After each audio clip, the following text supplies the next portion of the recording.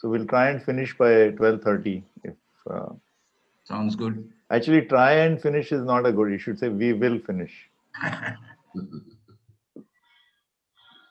Sir, we should direct. So we should announce this in audience that all the questions should be directed to you, or like should I screen the questions and send it to you?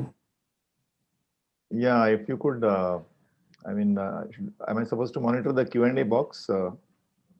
No, so we will do it. So Yeah. what I will do that I will pick up the few questions and we'll send it to you. Correct. Yeah, sure. So we're ready to go.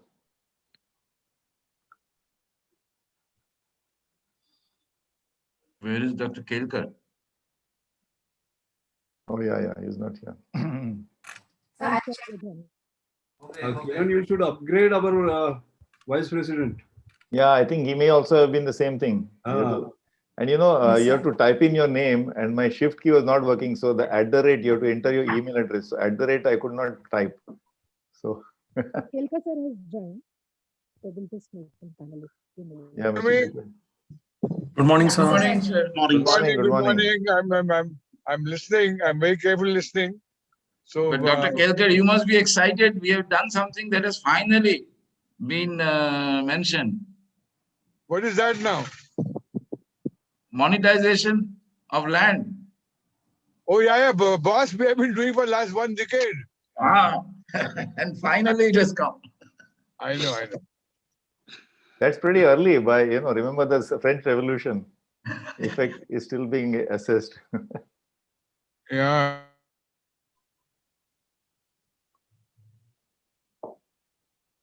So Dr. Kelkar, they contacted us also after the budget. I know, but it's a great thing. We can't hear you. You're on mute, Dr. Kelkar. Dr. Kelkar, you're on mute.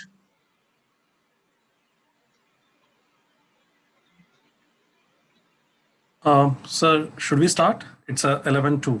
Yeah, I think we should start. Yeah, let's go ahead. Okay. A warm welcome. I welcome you all to Pune International Center much awaited annual post-budget discussion. Let me begin by welcoming our speakers and chair of the this discussion, Dr. Ajit Ranade, Professor Pradeep Apte, Professor Pinaki Chakrabarti, Dr. Subhashish Gangopadhyay, and Professor Sanjay Basu. Dignitaries, Vice President PIC, Dr. Vijay Kedkar, President Mashelkar sir, PIC trustees, members, and ladies and gentlemen. We are indeed honored to have you with us today, these illustrious personalities, to share the analysis of the union budget that was presented in the parliament on a Monday, 1st February by the Honorable Union Finance Minister, Ms. Sitharaman. A brief introduction of our speakers today, who are all representing PIC institutional partner. Professor Pradeep Apte is Professor of Emeritus at the Savitribai Phule Pune University and Gokhale Institute of Politics and Economics, and serves as a visiting faculty at a numerous academic and corporate institutions, including Ferguson College Pune, ICCI Training Institute, the Institute of Management Development and Research, Symbiosis Institute of Business Management, World Trade Center, Institute of International Trade, and Yashoda. His areas of expertise are operational research, econometrics, international trade and finance, public finance, taxation, and agriculture economics, to name a few. Professor Apte. Welcome, Professor Apte. Thank you. Professor Pinaki Chakrabarti, Director, National Institute of Public Finance. Professor Pinaki Chakrabarti, Director, National Institute of Public Finance and Policy, and Honorary Research Scholar at a Levy Economic Institute, New York. He holds a PhD in Economics and MPhil in Applied Economics from Center for Development Studies, Trivandrum, and MA in Economics from North Bengal University. He was Economic Advisor to the 14th Finance Commission of India. He was a member of a 3rd Union Territory Finance Commission appointed by the Ministry of Home Affairs, Government of India. He was also a member of the Kerala Public Expenditure Review Committee, Government of Kerala, from 2008-9 to 2010-11. He served the 11th Finance Commission of India as a consultant. His research areas are public finance issues in federal setting, tax policy and resource mobilization, public expenditure management, decentralization and public service delivery, gender and fiscal policy. Welcome, sir. Dr. Subhashish Gangopadhyay is the founder and research director of the Indian Development Foundation in New Delhi. He graduated in economics from Presidency College, Kolkata, and received his PhD in economics from Cornell University, USA. He was awarded a doctorate by the University of Gothenburg, Sweden. He is also a professor of emerging market finance at the University of Groningen, Netherlands, and visiting professor, Gothenburg University, Sweden. Dr. Gangopadhyay has also been member of the South Asia Chief Economist Advisory Council of the World Bank, an advisor to the Competition Commission of India, CCI, and on the board of the Center for Analytic Finance, Indian School of Business, beside being the founder president of the Society for Promotion of Game Theory and its application.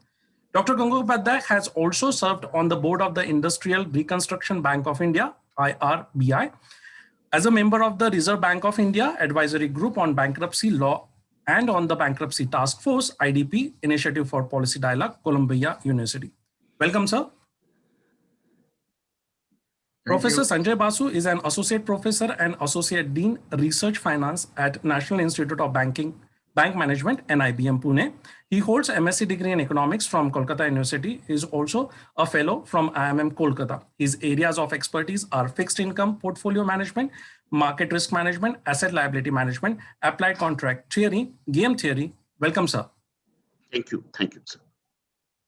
Today's chairperson is Dr. Ajit Ranade, Chief Economist of Aditya Birla Group based in Mumbai. He is a PhD in economics from Brown University and alumnus of both IIT Mumbai and IIM Ahmedabad. Dr. Ranade has in the past served as a professor at both ICRIER and IGDR. He is a member of the National Executive Committee of FICCI and Economic Policy Council of CII. He chairs the Research Advisory Panel of the Indian Institute of Banking and Finance. He is a member of the Board of Governor of the Indian Institute of Technology, Bombay. He is a columnist with Mumbai Mirror. He also writes at a First Post, Business Standard, and the Economic Times. He is co-founder and trustee of Association for Democratic Reforms, which is an Indian civil society group weighing for transparency in the politics of economics. A warm welcome once again, sir. We are delighted that you could all be here with us today. And now, without any further ado, I hand over to Dr. Ranade. Thank you very much, Vishal, for the kind introductions and welcome remarks. Good afternoon to all. One small announcement for everyone, that please send your question to me, personal chat box, Vishal, and then I will send it all those questions to Dr. Ranade. Thank you. Thank you, Vishal. And once again, welcome to all the participants and a warm welcome to all the panelists and good afternoon, good morning to all of you. So this is the 6th edition of our post-budget analysis session. So very happy to be, I think I was here all 6 editions and most of our panelists have been with us. Just to give you a frame of reference, 6 years, in the first edition, our budget size was 17 lakh crores roughly. And this year's budget is about 35 lakh crores, 17.5 to 35. So it's double. So, in 6 years, usually doubling is possible with PPF or Provident Fund. So we are in the same league. So we are now looking at a budget size which is 35 lakh crores.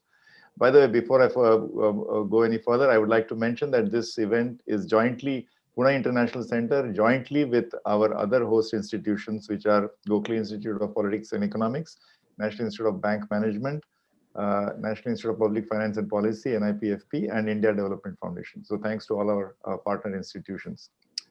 So, I will speak only for a few minutes. The program is that we have 4 panelists, each of whom will speak for about 10 minutes. And then we'll have roughly about 20 minutes of Q&A. So we'd like to proceed. Very briefly, this is, of course, we're going to talk about looking at the budget numbers and their implications. But often it is said that budgets are like statistics, which are, the comparison is to a piece of clothing, which you know what I mean. What they reveal is very attractive, but what they hide is even more fascinating. So you have to go deeper into the numbers. Before the budget was presented, we had a 500-page document called the Economic Survey just 2 days before. And then we have the budget document itself, which is the finance bill, which is, several hundred pages. The backdrop, let me remind you, even before the budget, even if we were having this event 1 year ago, which we did, if you look at pre-pandemic, The macro was that for almost 4 years in a row, we had declining GDP growth rate. We had a somewhat stagnant investment to GDP growth rate, investment to GDP ratio. We had almost zero growth in exports from point to point over 5 years. And we had non-banking assets, that is non-performing assets, NPA loan ratio was actually rising. This was before the pandemic hit us. So the growth rate of GDP was 8, 7, 6, 5, and then of course -7, which is a GDP contraction.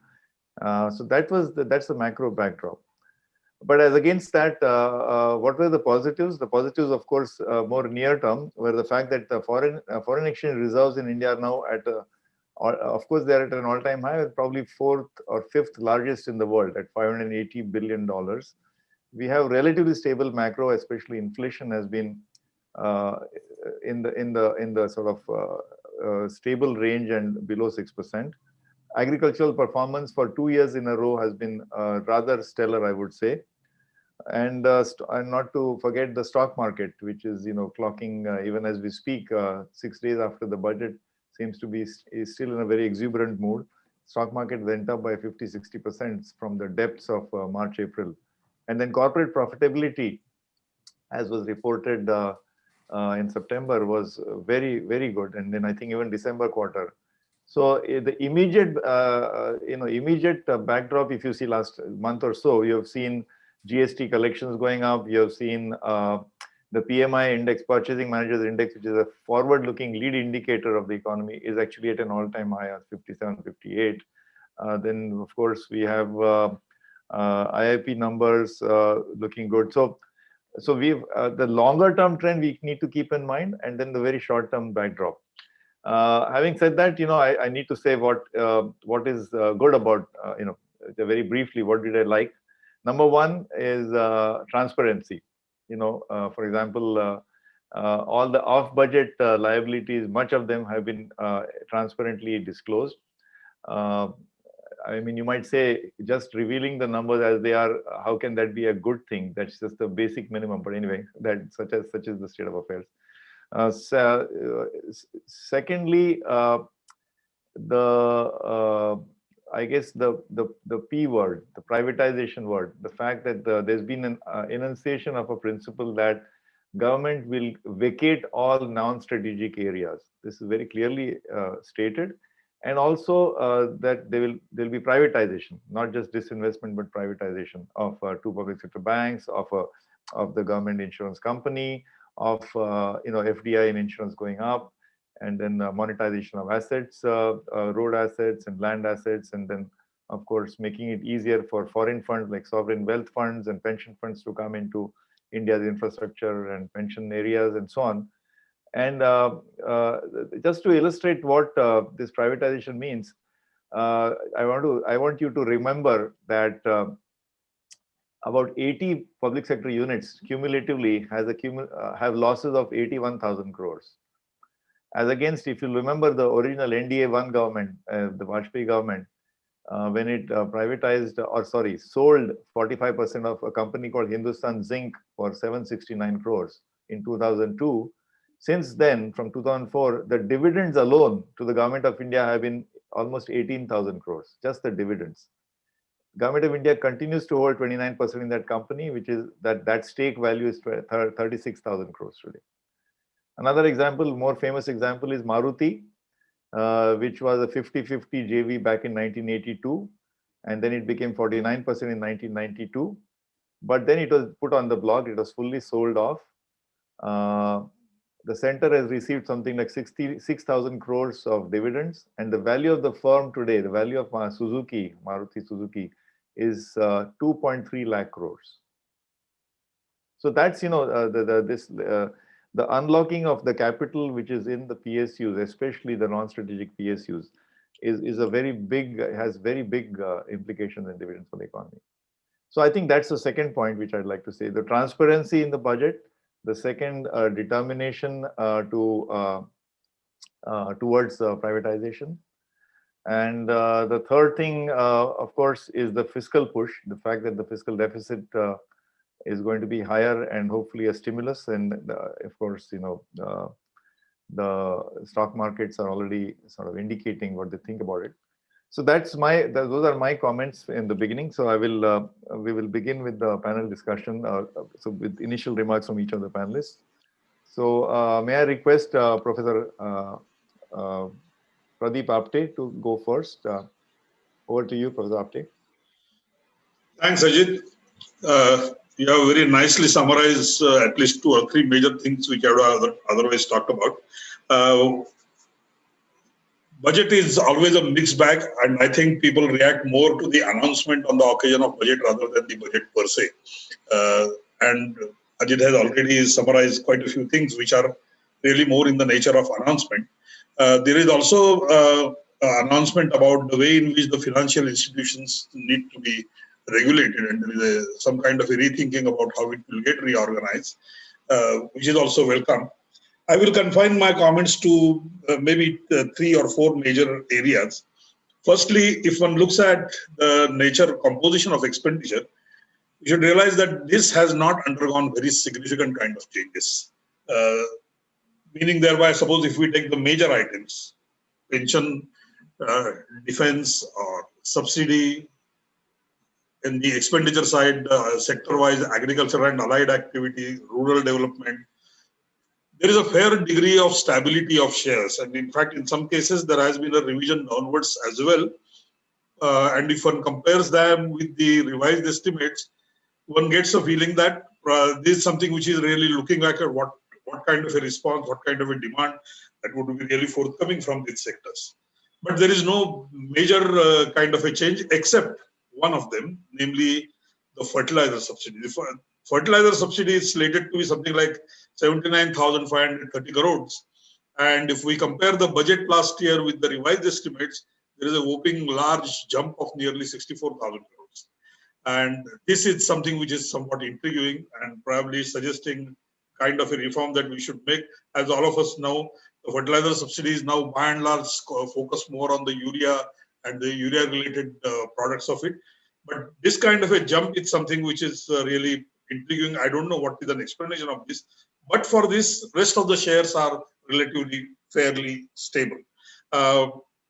Everyone expected that there would be a rather loose kind of a approach towards spending, because that spending is supposed to play the role of stimulating the economy, which has been forcibly shut down during the lockdown. That even in terms of that stimulus, what you are referring to as a restructuring of and putting the transparency in the expenditures, the kind of support which was usually drawn from the National Savings Scheme to FCI is being withdrawn and is in fact shown as a part of the deficit. It itself, in fact, shows a substantial rise in the gross fiscal deficit. So, but for these accounting changes, the fiscal deficit rise is not really as big as it looks like if one merely compares them in percentage terms, because otherwise something like 4 to 5% to 9.3% looks a very large jump, but one needs to also adjust for the kind of changes that have been made. As far as customs duty, because this is one part which union government by and large decides, I think there should have been much more that could have been done. For example, there is a withdrawal of exemptions of nearly 80 items, and there is a promise of nearly 400 items, which that means where the exemption exists. When I look for the potential list of it, I don't see any inherent logic except for something which he has referred to as crowdsourcing. But for this, I don't know why one should wait for withdrawal of this exemption, because in fact it's a very long-standing kind of a list and a demand to withdraw it. There has been a rate revision, which is a mixed bag. In some cases, which has gone up. In some cases, it has been reduced. Most significantly, there is a restructuring. Instead of showing it as a basic custom duty, it is being charged as a cess, which effectively means that the revenues primarily will accrue to the union government and not to the state government. Curiously, this is agricultural infrastructure is one of the items for which this kind of a restructuring has been made. Again, it is not very clear what kind of an agricultural infrastructure, where the state governments will not be really party. In that case, one has to really think whether the cess is the best possible way of sharing that kind of an expenditure with the states. going by the nature of experiences we have had in the COVID period, one of the major weaknesses that is revealed in the COVID time functioning, it is under the disaster management, and very large part of the things which need to be done on the ground are expected to be done by the state governments. Union government probably indicates the design, in some cases dictates design, and the state governments are supposed to adhere. Major pitfalls that we came across in functioning of the state governments, and that is being referred to as a separate item for which there is a proposal which has been made, because now one expects that the migrant workers will be now enjoying something that can be called as a national universal access to public distribution system. This requires registration system of migrants, and there is already an act way back in 1979. We had an act on migration, where again, except for the employees and related aspects of the union government's establishment, the responsibility primarily, almost exclusively lies on the state government. And all of us, as we know, but for probably the small villages where someone comes from outside and settles, noticing that is relatively easy. The large urban townships, and we have fairly high proportion of urban areas now, detecting migrants and getting them registered, which is exclusively focused on the contractor employer who is supposed to register under this act, which already exists from 1979. We have to, in fact, have a wider network where the migrant workers need to be covered, not necessarily requiring a contractor so that they get registered. And unless there is some system of this sort, which needs to be further expanded, in fact, amended, as well as deepened, it would not be possible to really to operate something like a PDS for the state government, because ultimately on the ground, the PDS is operated through the state government machinery. It is the state government which lifts it from whichever source, predominantly FCI, and then it distributes it under several schemes such as Annapurna Yojana. If the state governments were to have a relatively credible kind of a estimate of how much disbursement they would be required to make, including the migrant workers, I think we need to have two systems, and I hope that the state union government floated a scheme of this sort. Two kinds of registration need to be done. One of them is partly initiated, do not complete. One is registration of the cultivating farmers, which can happen only at the level of state governments, because many of the direct transfers which we are required to operate for the farmers require credible registration. And this is something which is often lacking. And in fact, this has resulted into giving a kind of a transfer which is 6,000 rupees per year to the parties which are not in fact farmers. And there are several cases which are coming not only from Punjab and Madhya Pradesh, but several states probably are likely to report this. Maharashtra happens to be the third in this case. And this is primarily because we don't have really the kind of a section that the state governments and the union government taken together are supposed to provide a service or cause a benefit. This is something which is not so easily traceable and tractable in a legally enforceable way. For this purpose, I think union government should have floated a scheme where this kind of a registration system could have been initiated and put in place in a relatively short period of time.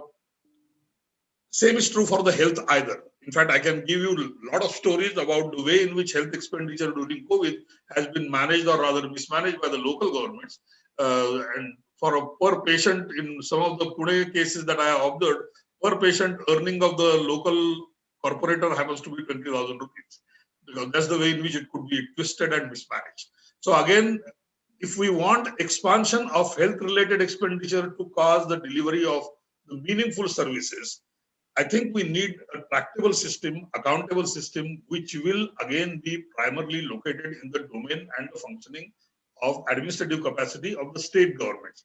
And unless this happens, all these new kinds of announcements that have been made in these respects are not likely to be very fruitful. And there is a great danger of kind of wastage that has happened in the last few years. Unorganized urban workers in particular is one area where we have to apply our minds quite considerably, because it's not so easy to trace the workers, get them registered, etc., etc. So the two things that I would like to emphasize, state governments need additional directions and additional resources to perform number of tasks, because ultimately they would be the effective implementers of the content of these schemes. And unless there has been an effort as well as the financial support for the state governments to restructure, many of these will not turn out to be very fruitful kinds of expenditure. And the way in which we often fail to achieve those outcomes as well as output, as is evident in number of reported sheet pertaining to this in the budget, I think this is the weakness which we need to address, but has not been adequately addressed in the budget. Thank you. Thank you for the update. Thanks first of all for adhering exactly to 10 minutes. Thank you for that. And you made some very interesting points regarding, first of all, registration being a very important link in how you will implement some of these budget ideas, whether it's registration of urban migrant workers or registration of cultivating farmers, who I guess includes the non-landlord tenant farmers as well. And your other point I noticed, I want to highlight what you said is about that state governments need additional resources and direction. So resources means if you are going to increase the cess, you're actually decreasing the resources that go to the state government. And you're, and of course, as you know, agriculture is largely a state subject, although it's concurrent as well. So we need more flexibility and autonomy to the state governments. And in fact, many state governments are presenting their budgets in this month. So thanks again. We'll come back to you on the state versus center, federalism, National Institute of Public Finance. So the next speaker will be Dr. Pinaki Chakraborty. Over to you. And request your comments to be about 10 minutes, please. Thank you. Thank you, Professor Anade. Thank you for this opportunity. So I'll start from the macro numbers and talk a bit about fiscal support during the pandemic as reflected in the budget. We'll also talk about some of the issues related to center-state relations emerging out of the 15th Finance Commission's report, and also the future of fiscal responsibility framework at the center and state level as indicated in the report, and what we see in terms of number in the budget. So let me start with the broad macro number. So first, if we look at a macro number that is the most important macro number, that is a GDP growth. The nominal term growth is assumed to be 14.4% for 21-22. So all the budgetary numbers that we are talking about in terms of GDP is dependent on what will be that nominal GDP growth rate in real terms. So in nominal GDP growth rate in 21-22. So that's the first important point. And there has been discussions about whether we could have had a higher nominal growth rate assumptions. There was an article in Bloomberg and talked about these numbers could have been lower, but I'm not getting into that debate. So that's the nominal GDP growth rate that is assumed in the budget, and total expenditure in the budget assumed as 34.83 crore, which is 15.6% of GDP. Now, if you take last 10 years budget and look at it as a percentage of GDP, the number is around 12 to 13%. So there is some increase in terms of GDP, of course, on a contracted GDP. And total expenditure for the year 2021 RE, if we look at it, it's 18%, 17.71% of GDP. And now, if we look at it from the revenue side, I think if you look at the net revenues available to the center has declined by 4,65,000 crore. So this decline, because of contraction and added expenditure that we see in the capital side, these together actually resulted in an increase in fiscal deficit to the 9.5%. Apart from the fiscal transparency issues about FCI and SSF coming into the budget in a more transparent way, actually is also a fact. But I think overall there is fiscal expansion, and the fiscal deficit number is 9. Overall there is a fiscal expansion when we talk about 9.5% GDP. Now there is this debate happening in various fora about this revenue deficit versus fiscal deficit of the center. 7.5 is the revenue deficit for 2021 with 9.5% fiscal deficit. So that means most of the deficit is on the revenue account. And similarly, if we look at 21-22, the revenue deficit is 5.8 and the fiscal deficit is 6.8. So center's large revenue deficit. Now, in this context, as I mentioned in my introductory remarks, you need to look at the Finance Commission's recommendation. Now, the Finance Commission has actually recommended that the aggregate revenue deficit of centers should be 2.8% of GDP in the year 25-26. So center would have a revenue deficit of 2.5, states would have a revenue surplus, and that should lead to an aggregate increase in capital expenditure. States should have a revenue surplus as per the Finance Commission to the extent of 2.4% of GDP. So 2.4%, then 3% fiscal deficit plus fiscal deficit of the centers 3%. Out of that 2.8 is revenue deficit. We should have 4.5% centers fiscal deficit. Out of that 2.8% revenue deficit, we are basically talking about around 7% of GDP at capital expenditures in 25-26. That's the Finance Commission's estimate. Now, is that possible? Is something that we need to discuss. Second point is, if we look at the path of fiscal adjustment that has been provided in the Finance Commission report and what has been done in the budget, it appears that the earlier FRBM framework is no longer valid, because we are talking about 3% fiscal deficit of center, and states fiscal responsibility legislation required 3% of GSDP. And if we take all the states together, it works out to be something like 2.75% of GDP. So we are talking about below 6% fiscal deficit for center and states together. Now we are talking about around 8%. And going forward, we are talking about new normal borrowing path for both center and states together. Now, at the same time, we are also talking about, we are going to grow at a very fast rate, post-pandemic, 7+, 8 in some years. That's the kind of indication that we get in terms of the numbers that is coming out from the economic survey.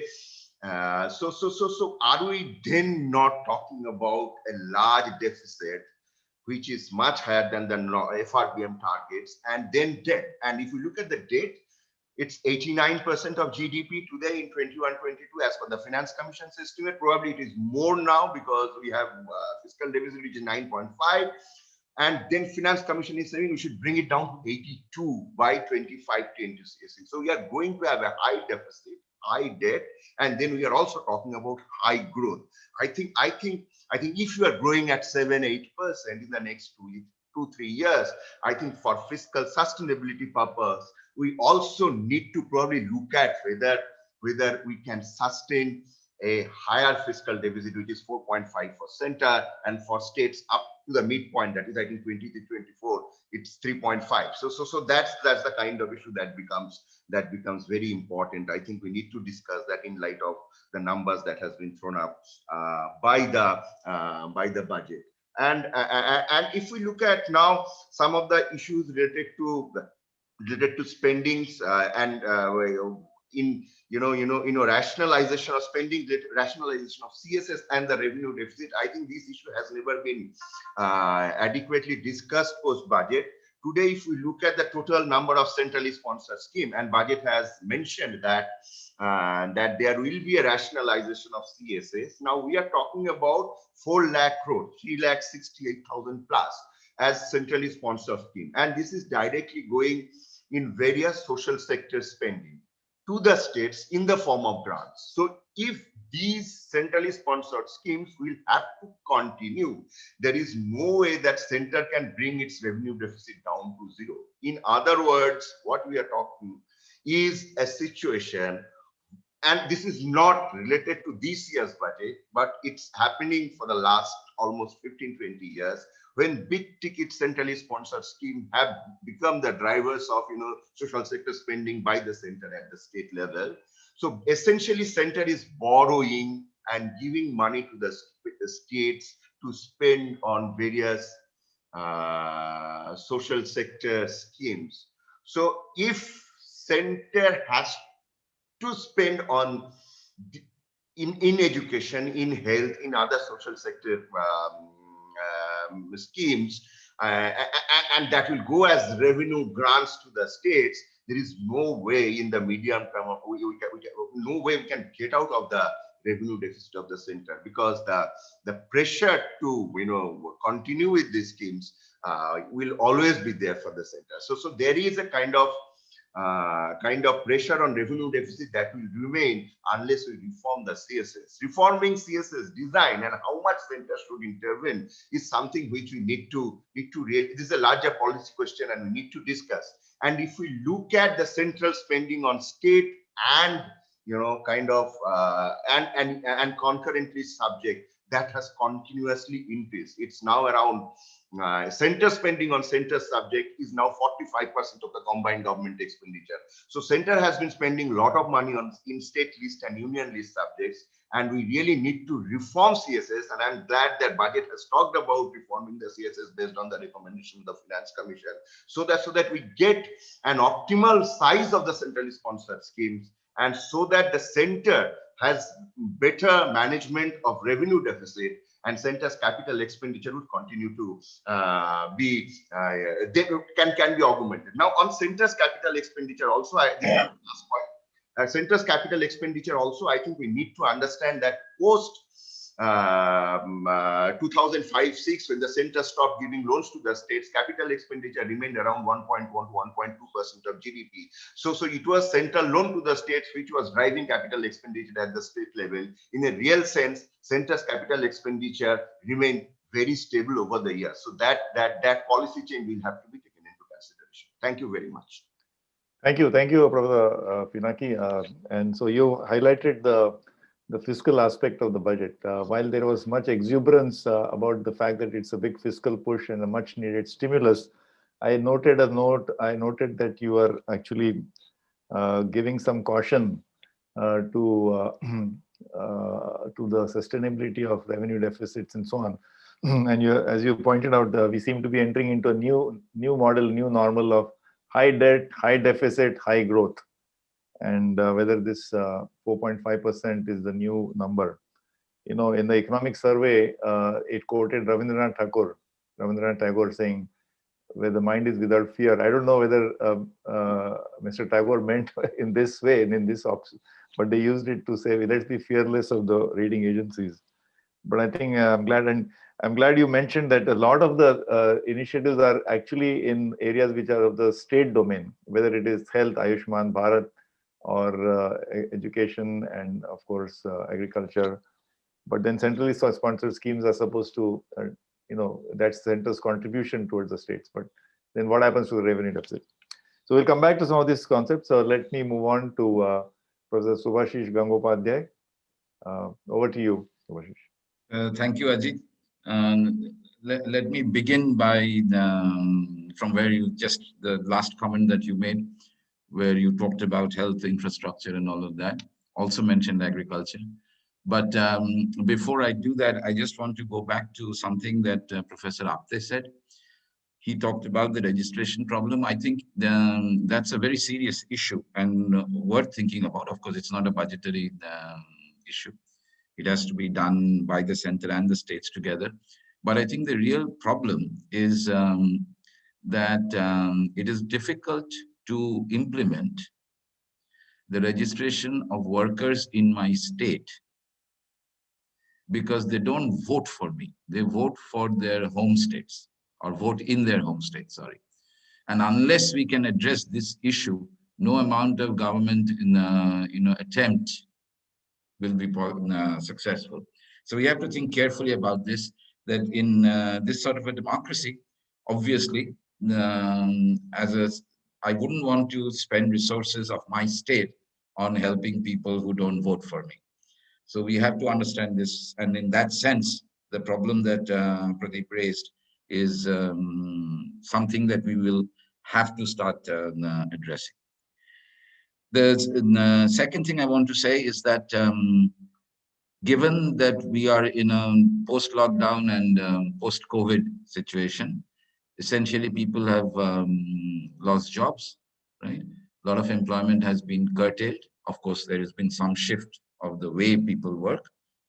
And all these things have happened. I was expecting that there would be a lot of demand given. And this is where, what Ajit raised in the beginning about the stock market giving high performances, a high performance evaluation to the budget. Now, I've never been able to understand the Indian stock market, right? So I don't know, because if I look back, the budgets that were considered to be good, the stock market tanked them, and the budgets that were considered not so good, the stock market have rewarded them. So I still don't understand the Indian stock market. But one thing I thought was essential was that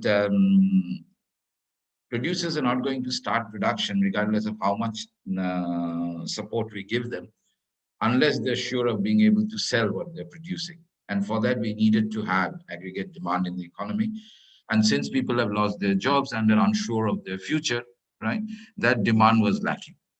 And it is in that context that I think the focus on health, infrastructure, which are really not private demand, but demand driven by the government, and therefore is more likely, each of them is more likely to generate that demand that I'm looking for. So in that sense, both health and infrastructure were good focuses, right? Now, of course, again, health is also a state subject, and hence how it will be implemented, where it will be implemented, how it will be implemented, which is never discussed in the Indian public space. So I don't know how these issues are going to work out. And some of the monies that have been committed are over a period of years, not just in this year, even though for this year alone, the health expenditure has been increased quite substantially. So these are all good signals, but I do hope that they continue with that, and it's not a one-off post-COVID response.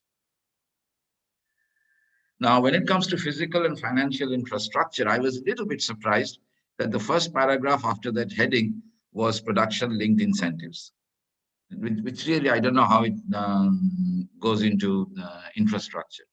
And even the Mitra, where I didn't know what the R stands for, because it was written as Mega Investment Textiles Parks. So where does the R come in? I don't know. But this Mitra scheme, also, I'm not very sure how it is an infrastructure thing. But nevertheless, the focus on infrastructure is good. And one of the most important things that was said, which I liked, was on monetizing underutilized and unused resources with the public sector units and governments, right?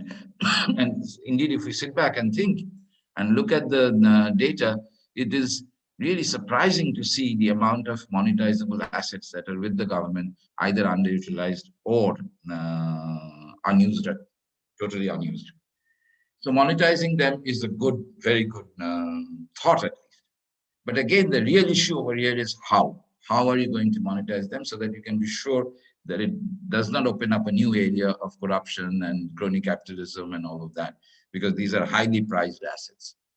But again, that is probably outside the budget discussion, but I do hope that it is done properly.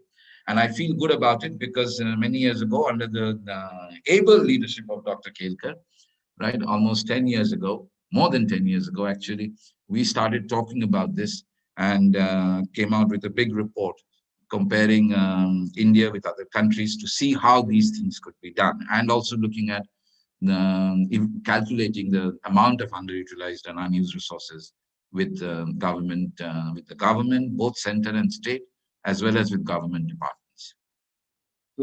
So this is something to look forward to. At least I will be looking forward.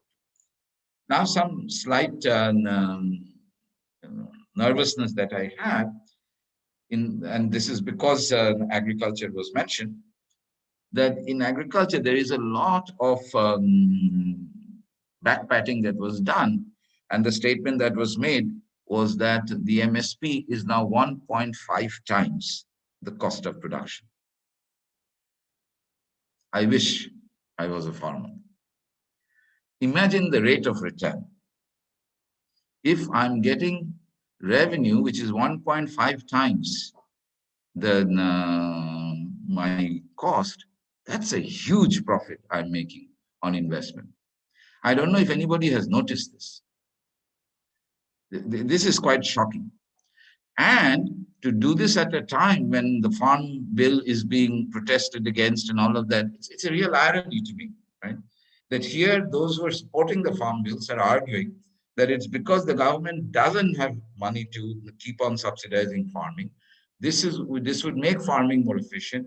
This would allow farming to be more productive. Right or wrong is not the point, but I'm just looking at the irony of it. And at the same breath, the government is patting itself on the back, saying that we are paying MSP, which is 1.5 times the cost. And I know how these costs are calculated. Every single cost item is being taken into account in this calculation, right? Including labor. So I just don't understand how this 1.5 times is something that you would like to publicly announce. If there was transparency required, this is not the one where it was required. But I don't know why nobody is raising this issue when all these farm bills and protests are going on. The one nation, one ration card is a great idea, but again, as Pradeep pointed out, what is its implementability? Has that been thought out?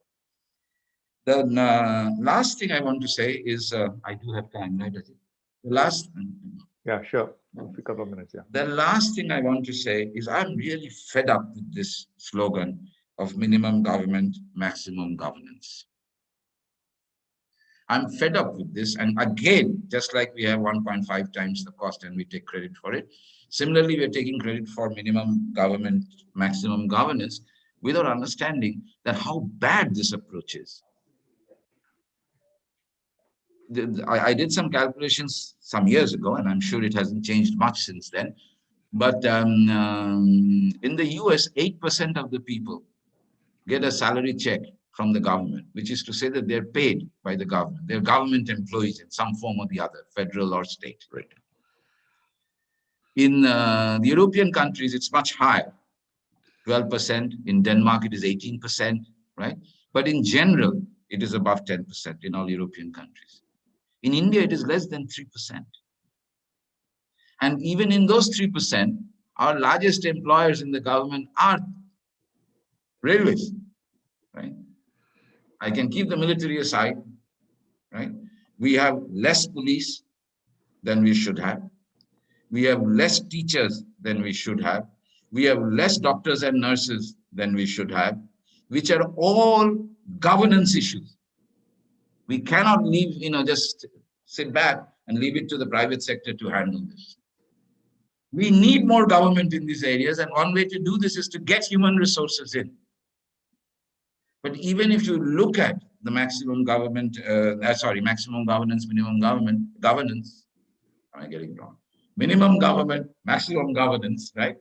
There is no discussion on this. There is discussion on tribunals. Our country is replete with tribunals. It has become a happy hunting ground for retired judges.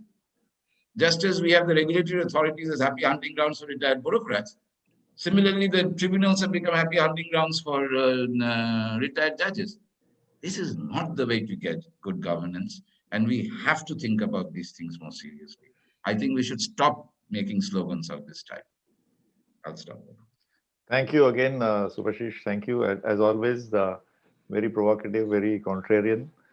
You're right about the fact that in almost all these dimensions, police, courts, judges, doctors, are per million. If you take the ranking, global ranking in how many of these per million of population, India ranks quite low. So in that sense, we need a bigger government.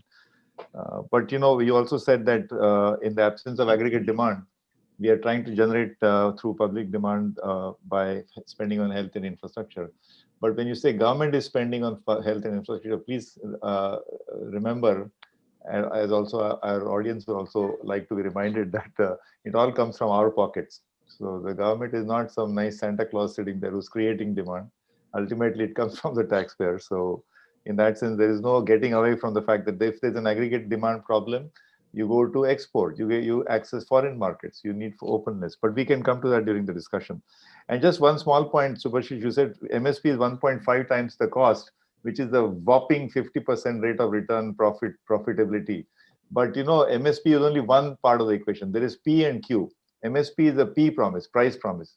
There is no quantity promise. So out of the 23 crops. No. Cost per unit.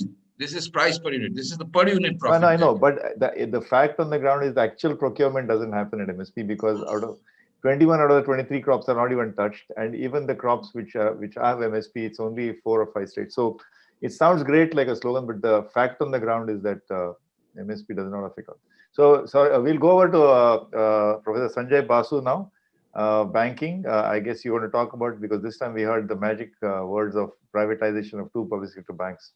So over to you, Professor Basu. Okay.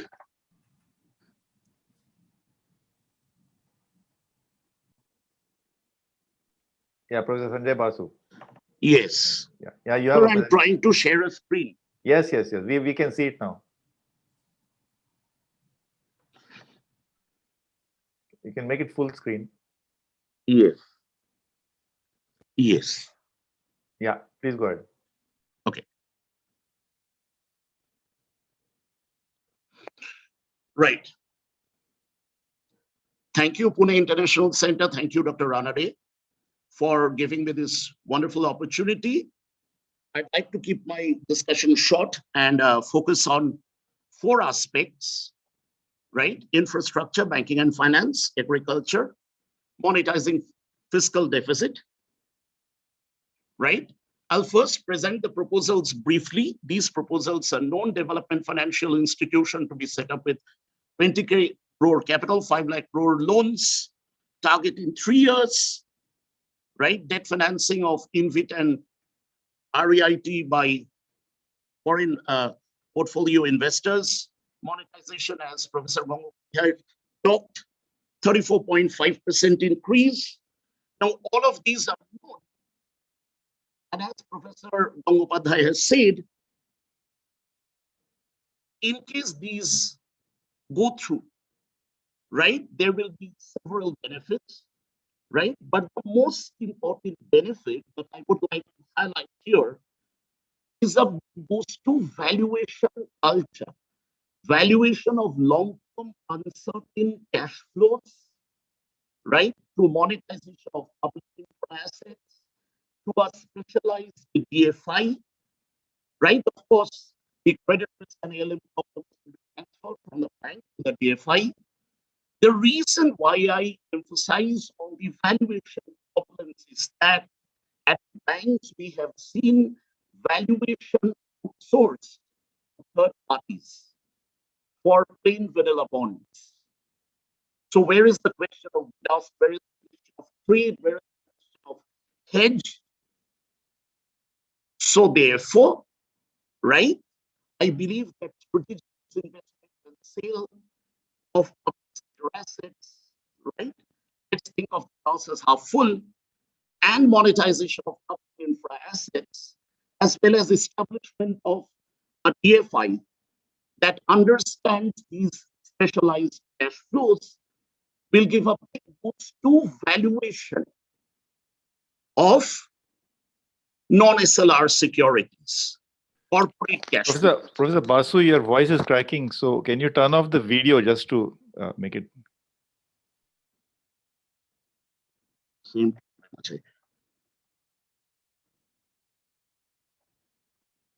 Yes, thank you. Go ahead. Okay. Am I audible? Much better now. Okay, fine. The next issue, what is happening? Yes. The next issue is the banking and financial sector, right? A permanent institution to trade investment grade corporate bonds, FDI limit, all of that is well known. Bad bank, a combination of an asset reconstruction and management company to take over stressed assets from scheduled commercial banks, privatization of 2 PSBs and an insurance company, PSB recapitalization 20 crore, stronger NCLT framework. I think Professor Gangupathy is the right person to comment on these issues. One more thing. So therefore, once more, right, if we have an institution that buys and sells investment grade corporate bonds, it reminds me of the application of Article 13.3 during the global financial crisis, right? In the US market, when the US Fed bought these corporate bonds, to be very honest with you, today in the Indian market, right? The corporate bond sector is monopolized by financial sector issuance.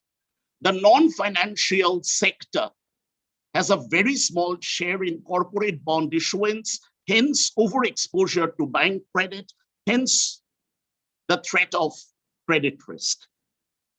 So I think this creation of this institution, once more, valuation of non-SLR corporate cash flows will get a big boost if this goes through. Now, let me come to the bad bank, right? The creation of the bad bank will release capital, will buy stressed assets from banks and financial institutions, will release capital for loans and advances against 15% cash and 85% security receipts, right?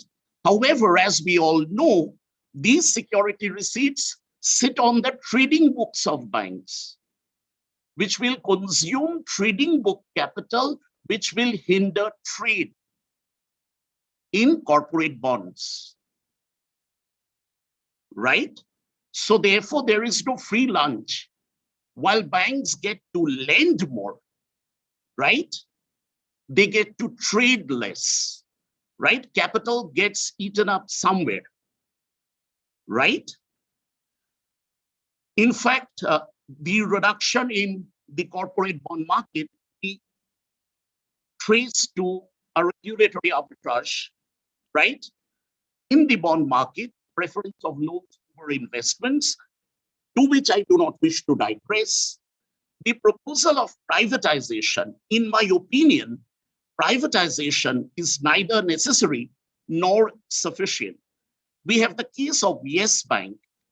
Just as the Reserve Bank of India fined Yes Bank for underreporting NPAs in 2017, it grew its asset book at a phenomenal pace, funded largely by wholesale deposits and borrowings from abroad. In 3 years' time, it became too big to fail, right? The other question, and on the other hand, among good public sector banks, we have State Bank of India, Bank of Baroda, right? The next question is, even if privatization goes through, what happens if these public sector banks fail? Do they have to be merged with better private sector banks at an initial capital infusion by the government, right? So therefore, how to deal with these private sector banks, in my opinion, right? And this is, I presume, a framework that DFS should look at, RAROC-based, risk-adjusted return-based capital infusion, government capital as a tool to elicit better performance, a better risk management framework, right? Better limit setting procedures, better risk appetite, right? So the rationale for recapitalization, because many better banks have told us that, sir, capital has been given to banks that have underperformed, not with banks that have sound institutional framework. So therefore, I believe, and I think this apprehension has been raised, there are several measures for NCLTs and e-courts on which I think Professor Gangopadhyay is much better equipped. I think these would be more important for the success of the bad bank than the creation of the bad bank alone. I'm not sure that the bad bank per se can perform better than existing AMCs and ARCs, right? What IBC has done over and above the previous regimes. Agriculture, right? Steep increase in MSP, which Professor Gangopadhyay commented on, right? The only point that I would like to add to what Professor Gangopadhyay said is that Despite this increase in MSP from 2017, if I ignore the seasonality, there has been a steep decline in food credit. And here I speak of MSP on food grains and cereals. This credit of peak food credit disbursement has reversed only during the pandemic phase between March 27 and 1st of Jan, right? Our food credit was almost half if I ignore the seasonality. So therefore, in order to sustain the momentum in food credit, when industry and services have contracted, as well as a signal of commitment to its recent reforms, I think agriculture merited a bigger allocation. I'm not sure the 1 lakh crore allocation to agriculture infrastructure fund, the 40K allocation to rural RIDF, and the 10K crore allocation to micro irrigation fund is enough boost to agriculture. Agriculture should have received greater encouragement. The last point, right? These are all known numbers, right? Which Professor spoke of, right? Now the borrowing requirement, right, will be in terms of central government securities. Over the last few years, right, longer dated government securities have been issued as the Reserve Bank of India claims at a lower cost. Once more, there is no free lunch. If the government of India has benefited, the banks which hold these government bonds in their HTM portfolios have suffered a decline in net interest margins. In fact, yesterday itself, the banks were allowed to increase their HTM holding 22% of NDTL up from 19.5% of NDTL to accommodate the higher government borrowing. Now, if this borrowing is at lower and lower cost with an increase in bond maturity, banks' yield on investment will suffer. Therefore, I conclude with a question rather than a comment. When I look at, and this issue was raised by the Chief Economic Advisor last year, when I look at the status report on foreign exchange reserves or an external debt management, right? All metrics, short-term debt, residual maturity to reserves, external debt to reserves, right?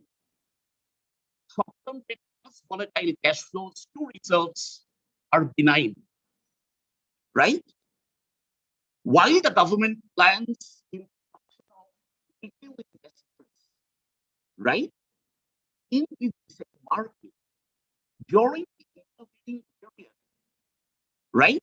If I look only at the foreign currency assets, which are about $5 billion, can we not create a fund, right? 10%, that is $50 billion, borrow against those funds. Or can we not just borrow, right? Issue foreign currency bonds worth 10% of foreign currency assets, $50 billion. Yeah.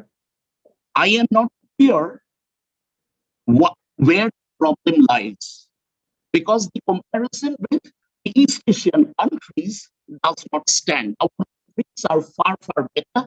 We're among the best in the world. Yeah. So this is what I would like to conclude with. Thank you very much once again. Thank you, Professor Basu. Thank you for your comprehensive comments. I think I noticed that you said that bank privatization alone may or may not solve the problem, because you claim ownership is neither necessary nor sufficient. So perhaps I'm detecting a slight tone of skepticism. And you also said that agriculture credit, the growth has been worrying. That is not enough. But this year, I think the finance minister announced that the credit will go up to 16.5 lakh crores. Of course, that's not necessarily a budget announcement. Anyway, let's now open up for questions. So first of all, I think straight away, I want to take this question on the defense budget. Mr. Gautam Bambawale, former ambassador, has asked if any of the panelists would like to comment on what has happened to the defense budget or the portion of expenditure on defense. Would anybody like to take it? Dr. Pinaki or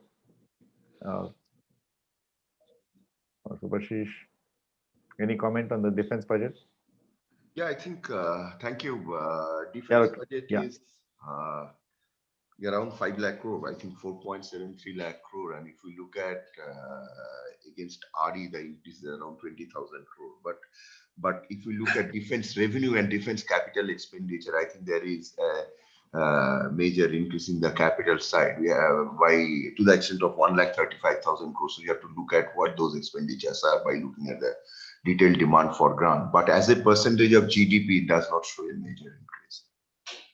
And defense expenditure as a percentage of GDP remain for the last 5-6 years at around 1.2% of GDP. Which is would you think it's the right number in terms of our peer countries or in terms of our defense requirement?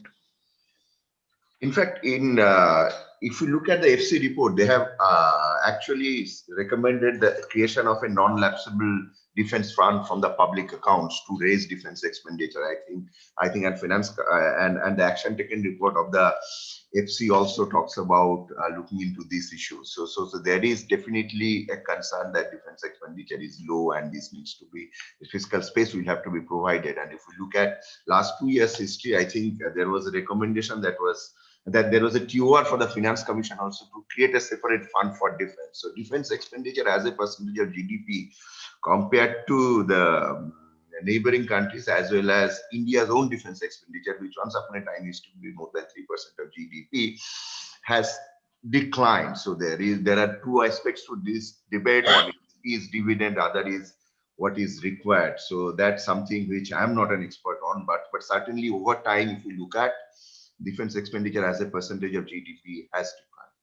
But just staying for 2 more minutes on defense, the OROP, the open-ended liability on pensions, which is going to only increase and therefore constrain the ability to spend on modernization or capital items, capex items.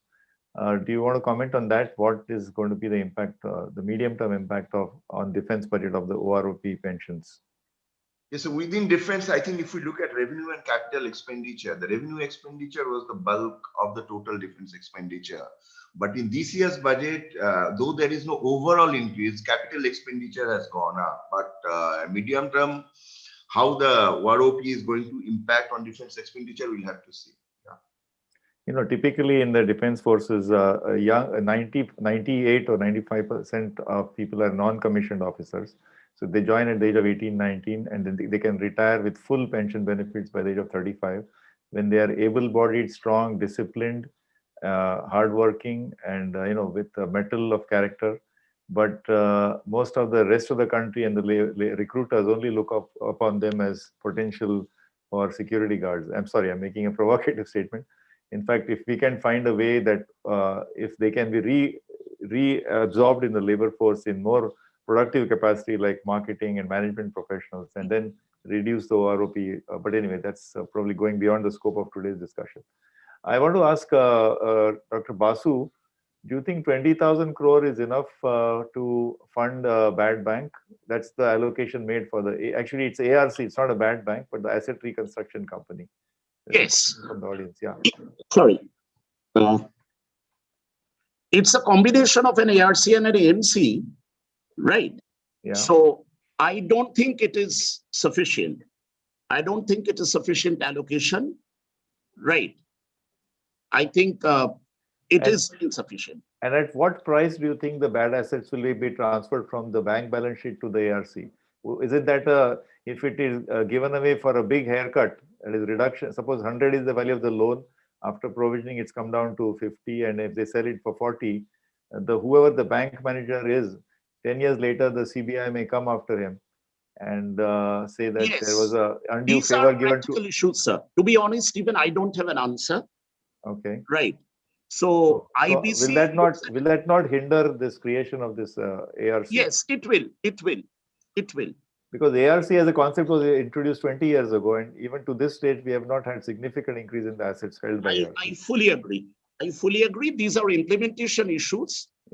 Okay. But I assume that ceteris paribus, right, there may not be any need for a bad bank. Yeah, I mean, just to highlight the CBI problem, just recently, a few months ago, the CBI court sent an arrest warrant in the ITDC hotels in Rajasthan from Mr. Shoury's time, some 17, 18 years ago. And they had to go to Supreme Court to intervene to say that please don't arrest these people. We hear these stories from many top public sector bankers, sir. These are not stories, these are facts as reported. Stories as in yes. So creating an ARC is not going to be easy. Yes. A question for Professor Pradeep Apte, or if you want, Subhashish can also jump in, but Professor Apte first. They say that only 6% of the farmers get MSP.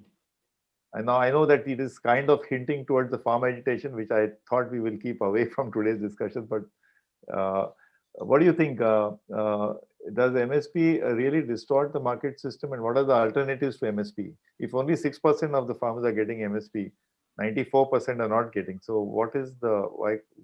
How can MSP distort? And if it does, then what is the alternative?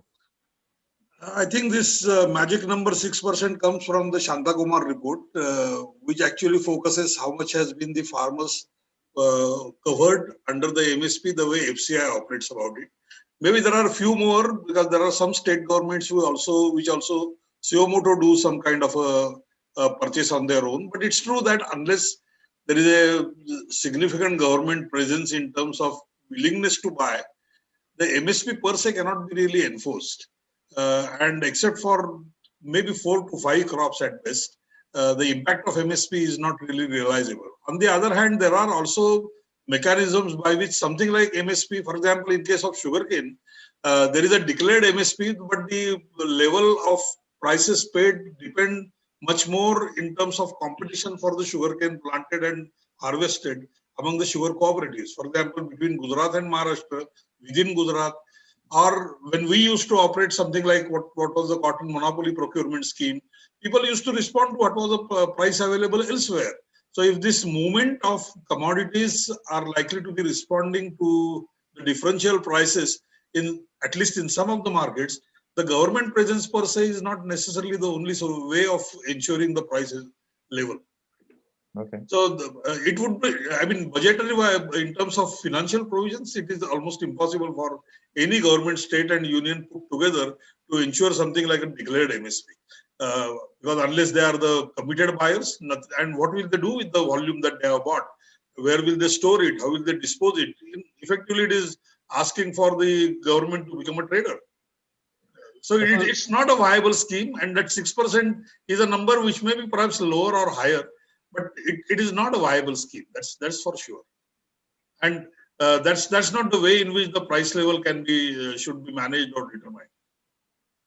Professor, after just staying for this for 2 more minutes, you see, minimum support price, the word minimum means it's some kind of an insurance. So in fact, it's like a price insurance scheme. If we don't let political influence on MSP and really have it as a price floor, as an insurance, until we have developed forward markets in agriculture and commodities, don't you think the government needs to act as an insurance market maker? See, even the forward markets cannot insure the price. Forward markets would be one mechanism by which what kind of a price that would prevail can be more easily indicated by market forces. But there is no guarantee involved in this. I think this term insurance, insured price, is something which is pretty misleading. And forward market, yes, forward market is a good mechanism. Contract kinds of delivery systems is a good mechanism. In fact, in cooperative factories, that's a contract farming. I'm a member of a cooperative, then I am willing to give my sugarcane or whatever cotton to the factory. That's a contract farming that we have been implementing for long. Putting it in a form of a separate bill or a contract is in fact not needed as well. It is already in operation. So is in the case of milk. So the insurance, that means if the insurance is as a term is useful only when you say that if no one buys, I will buy it. Otherwise, what kind of an insurance can be given? So, procurer of last resort. Yeah, Subhashish, you have. I just want to say one thing. You know, the most important thing, because you made this comment about for expenditure that is made on health and infrastructure is after all taxpayers' money, right? The whole idea of economics is that it's not a zero-sum game. So when I take from you, it's not a pure transfer. If I take from you and use it better than what you could do, then you're going to get something. That's where the argument should be, right? Not whether I should take from you or not. I mean externality. Not externality. That's what the zero-sum game is, right? The coordination failure and all these things we do. That's what the policy approach is. And therefore, that question that even if it is taxpayers' money, am I returning to the taxpayer Exactly. something more than what I'm taking? That's the question that needs to be asked. Social Radok. Now, in that context, we have to understand one thing. We are very quick to say that, and I'm saying something which is probably, I may be lynched outside for this, that every country subsidizes its farmers. They do. Absolutely right. And there is a problem with farming, which we know, right? Economists know that there is a problem. But it's 3 to 5%, at most 10% of the population being subsidized by 90% of the population. In India, it's 50% of the population being subsidized by 50% of the population. So that model that is tried elsewhere just simply cannot work here. This is back of the envelope calculation. You don't have to be a rocket scientist to figure this thing out. But it's you do not ask these fundamental questions. But as per the WTO calculation, it's not a net subsidy; it's a net burden on farming. The terms of trade are those are details. The first approach that we can subsidize our way through farmers not being able to generate enough income is a wrong approach. Unless we accept that, we are not going to do anything in farming. We keep on spending money on farming. Just look at the data. We keep on spending money on farming. We argue about whether it is enough or not. And year after year after year, the farmers are more and more and more and more distressed. Shouldn't we then sit back and say, maybe we are not doing it right? Right. So, Subhashi, stay with one more question for you. You said something about 50% rate of return and all. So, one of the audience persons are asking that does not include the value of land. If you factor that in, then the MSP doesn't really have a rate of return. If you fully cost it. Would you agree with that? I agree with that entirely, but that's not the calculations you do. Yeah. If you do that calculation, go back to Ambedkar, who had done this calculation, and said that if land, which is not value, is giving you 50% more, all the money you put in 100 rupees on the land, whatever is the value of the land. I put in 100 rupees on the land, and I get 150 rupees back. Then the return on the land is 50. Okay. I mean, come on, we should understand how these things are done.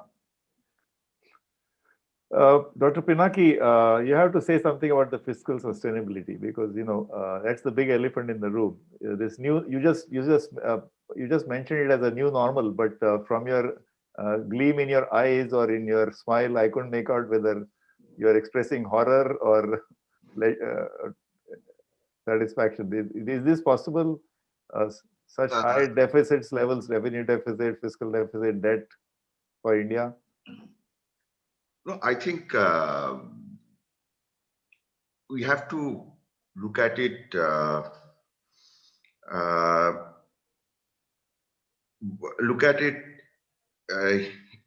Look at the combined fiscal deficit of both center and states. So we are focusing on center as we are discussing budget. And that says that we should get to 4.5 by 25-26. Then if you add states, which is again 4, then 3.5. So we are talking about a much higher fiscal deficit than 6%, right? Which was the case. Now, even but can India no, I'm coming to that. Yeah. Can India sustain it? Yeah, sustainability would depend on what happens to growth and what happens to your primary deficit. We are also talking about large primary deficit, right? Yeah. So there are downside fiscal risks. So that is why I said that there needs to, if we are growing at a very high rate in the next 2, 3, 4 years, we also need to see whether we should continue with this high level of deficit, because what would then happen in terms of your savings and investment in the private sector, we really do not know. So the point here is, if we are talking about aggregate fiscal deficit, which is above 7.58, I think, and talking about a 90% debt today, and we are talking about bringing down, the FRBM review committee was talking about bringing down the debt to GDP ratio to 60% in 22-23. So there is already a jump of 20 percentage point of GDP almost. I think there are concerns with the debt to GDP ratio, and you need to see that how that can be brought to a path which worked before. So that's what I'm saying, that there is a need to review going forward in terms of whether it should be 4.5 and less than that. Certainly, it cannot be more than 4.5. I think that's the outer limit. On this one, Professor Basu, I thought you were supporting the idea of a sovereign dollar bond. Yes, sir.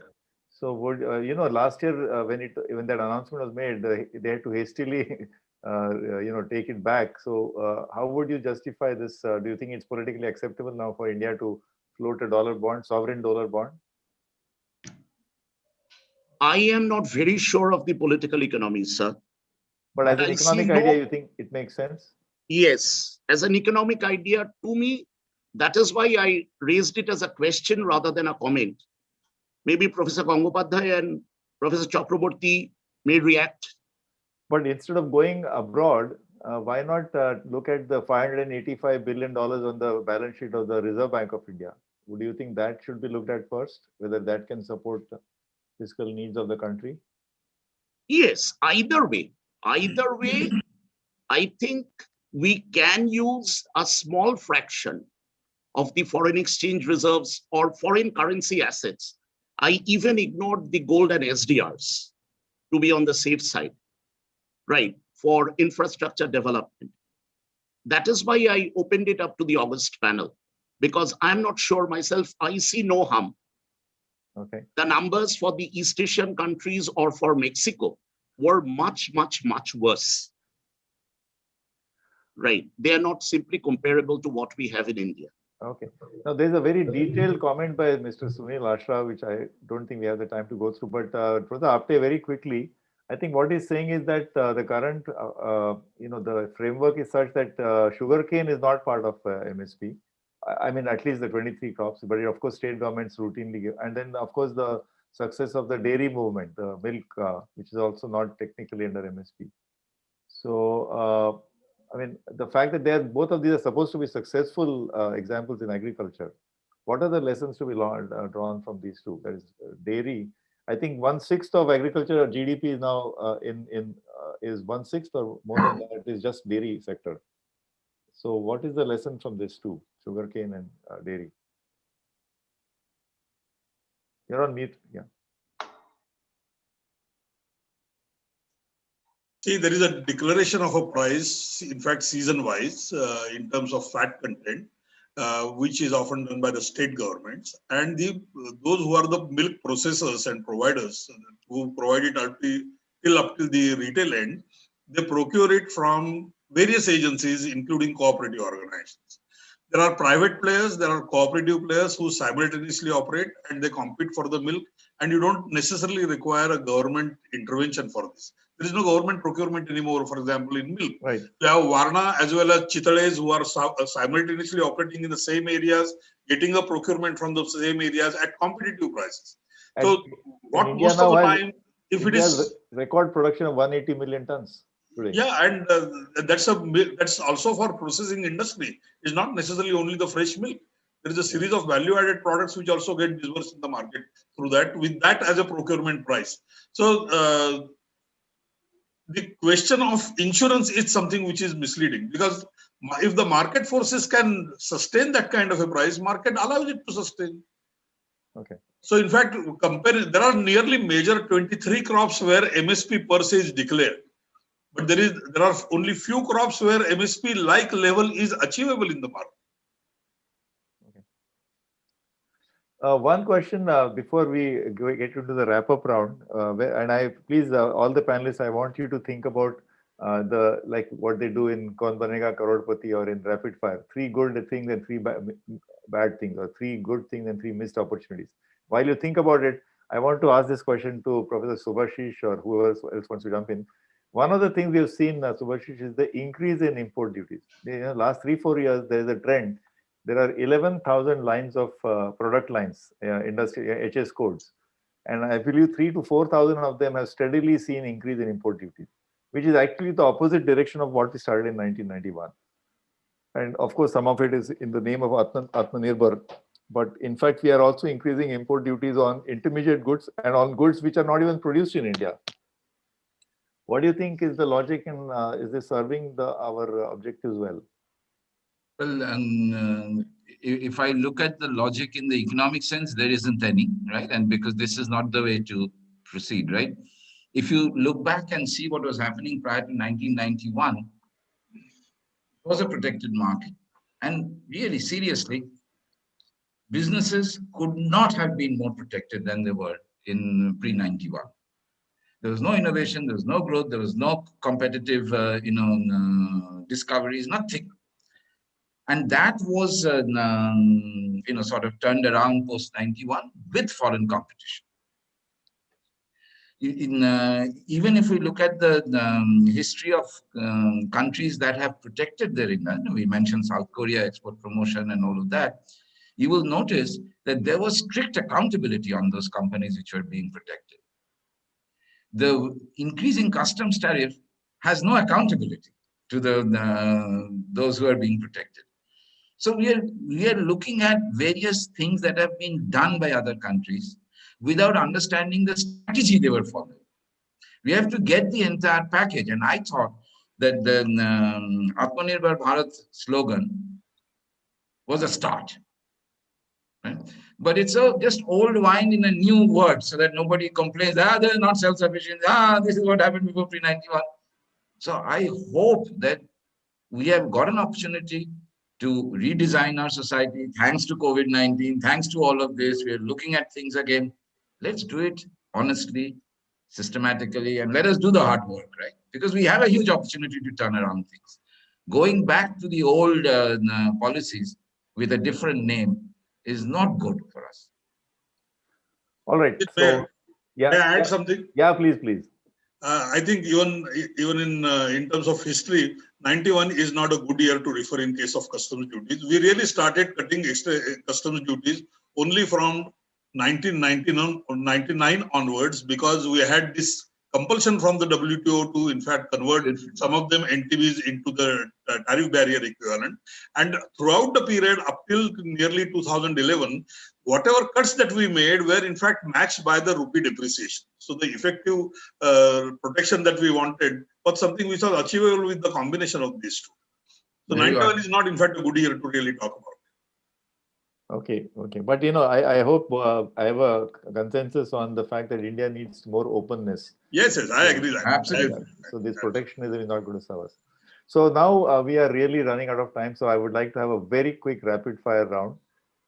So we'll go in the reverse order. Professor Basu, if you would like to state 3 good things that you liked and 3 bad things, or you can say 3 missed opportunities. So very quickly, starting with you, Professor Basu. Yes, thank you, sir. So 3 good things. First, valuation culture, DFI, then FPI investments, opening of the corporate bond market. Okay. Right. Then recapitalization of PSBs, right? Okay. And finally, the emphasis on infrastructure, right? All right. With demand and supply linkages, of course. And 3 not so good? Yes, sir. And three Yes, not three so good. not so good. Yes. Three not so good. First of all, I don't think the ARC-AMC combination was necessary. I don't think privatization will be effective for a variety of HR and economic reasons. Okay. And I think the government could have thought of issuance of sovereign bonds, sovereign dollar-denominated bonds. That's a mistake. That's a mistake. Professor, next is Subhashish.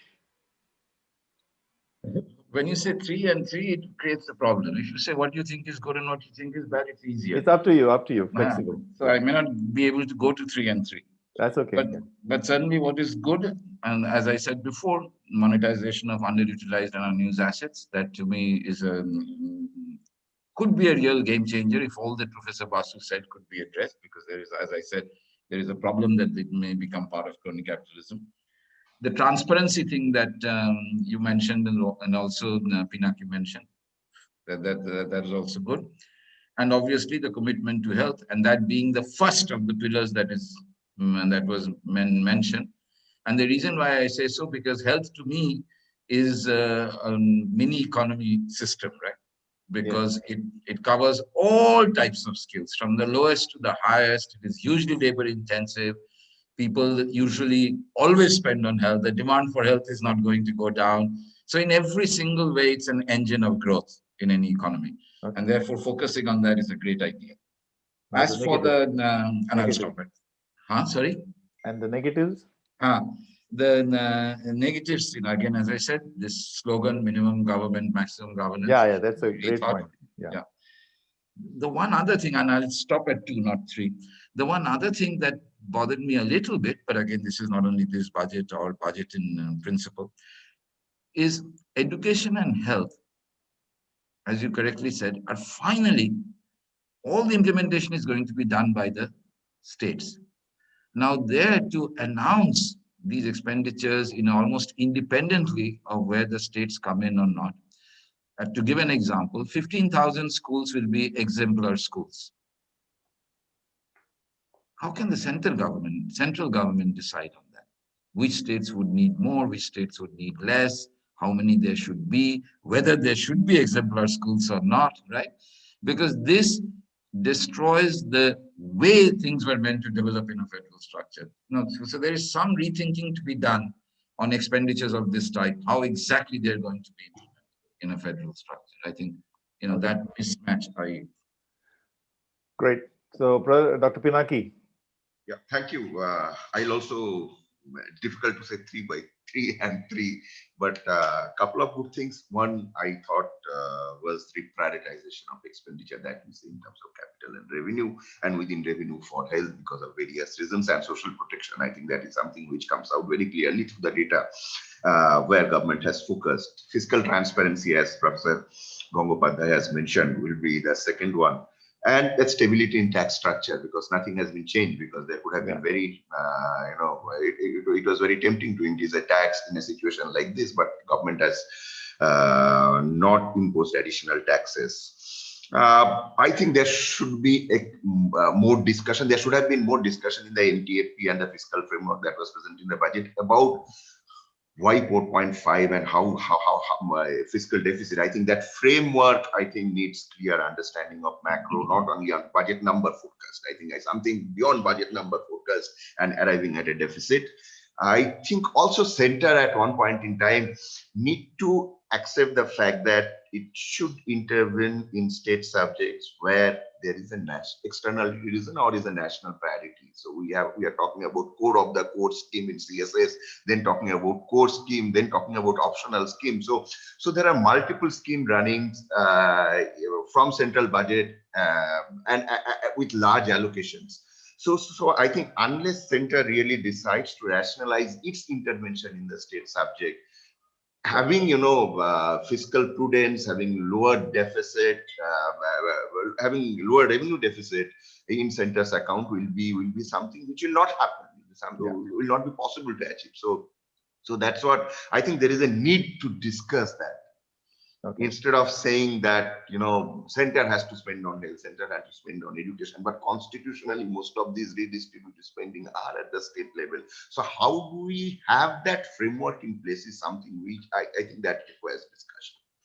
Open. All right, great. Professor Pradeep Apte, 3 good things, 3 bad things. I think I would be doing it at the cost of repetition. I That's mostly okay. endorse That's okay. what others have said, Yeah. except one thing which I think, which I had talked about. There are a number of things where the state governments should be a part of design and should be a part of enforcement. And we need a lot of restructuring of the state government administration to deliver these kind of services, and probably also require resources for it. Yeah. One good thing which I think people talked about, transparency, bringing in transparency in tax administration, not only in income tax, but also in GST, probably will also be needed, because there should be certain kind of there are many hitches people in GST face, for which we don't have really a solution as yet. But doing the same kind of artificial intelligence, automated kind of a matching, etc., if that can be done, it would be better. As faceless transaction settlement, dispute settlement, and so on, the same thing should happen in GST as well. Right. Okay, great. I think we are completely out of time now, so I'll not want to wrap up. It's been an excellent discussion, excellent. So I want to thank all the panelists, and I'm sure there will be a formal vote of thanks. So thank you all for your great observations. Just to wrap up 1 or 2 minutes, I think obviously there are a lot of things that we could not cover because of time constraint. For example, disinvestment. This year the budget targets almost 6 to 7% of the revenue of the total resources are going to come from disinvestment. And the track record is that for the last 20-25 years, we have never been able to achieve the target. In fact, last year, there was 1 year when we actually exceeded, and that was because ONGC bought the shares of HPCL. And for doing that, ONGC had to actually borrow from the market. So it borrowed 30,000 crores from the market and used it to buy HPCL shares, which were counted as disinvestment receipts. But otherwise, we have been not very successful.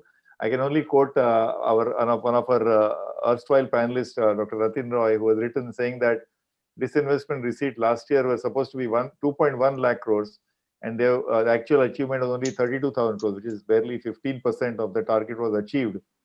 As with revenue performance, this reflects the failure of implementation capabilities in the ministry. And in a year when the stock market was booming, so he concludes by saying that the Ministry of Finance could not do what Reliance could do last year. So anyway, that's in a lighter context, but I must conclude by saying that the positives, definitely, as our panelists have said, the transparency is very welcome. The focus on health is very welcome. The fact that we had no new taxes is very welcome. And of course, many other things, it's always very easy to list of missed opportunities, because that's an infinite set. There was one question finally that Professor Chandra Deshpande asked, that is the budget the only occasion to make an economic policy? As Prime Minister himself said that last year we had a series of 5-6 mini budgets. So of course the union budget is not the only occasion to articulate economic policy. And so we will hopefully have occasion to have such seminars in the future as well. So thank you all very much. Sorry? Can I make a comment? Yes, Dr. Kelkar, please. No, I just want to mention that this was probably the best budget discussion we have so far in the last 50 years. And I think perhaps having web-based discussion is probably one reason for it. And I want to congratulate you and all the panelists. Really beautiful discussion. And I have my own views between on budget, but for that we can talk sometime later. But this was very, very rich. And I'm really grateful to all the panelists and to you, Ajit, for conducting this in an extremely efficient manner. Thank you. Thank you, Dr. Kelkar. Really kind words. Dr. Marshalkar, you have to have the last word. No, I just see I'm the only non-economist on the screen. And I must tell you, this is the best. There is no question about it. And learn so much. And you can imagine my taking notes and, for my future understanding. So really very, very grateful to all of you. Thank you. Thank you. Thank you very much. Thank you. Privilege. Over to you, Vishal, to close up the session. Yeah. Yes, sir. Thank you very much, Dr. Ranade, for chairing this session. Thank you, Kelkar sir. We are all just witnessed tremendously engaging morning and afternoon learning and takeaways on the budget from the experts here. Unfortunately, the event must end, but not before the round of applause and thank yous. At the outset and on the behalf of the Pune International Center, I would like to extend our heartfelt gratitude to all our speakers. We look forward to many more engagements with you. Dr. Kelkar, Vice President, PIC, Dr. Mashelkar, President, PIC, thank you very much for your continuing encouragement. A special round of applause for our PIC staff for their untiring efforts and planning that you put behind this the every event, and these days behind our desktops and this the laptops. Thank you very much. My sincere thanks to all PIC trustees and members for the attending these sessions today. Students, no event is ever complete without your interest and enthusiastic participation. Do continue to support PIC events in the future as well. I also thank members of the media for your continued and positive coverage of the PIC event. And last but certainly not the least, Punekars and others in the audience, we greatly appreciate your presence. We now come to the end of the today's program. Thank you very much and wish you a great day ahead. Thank you.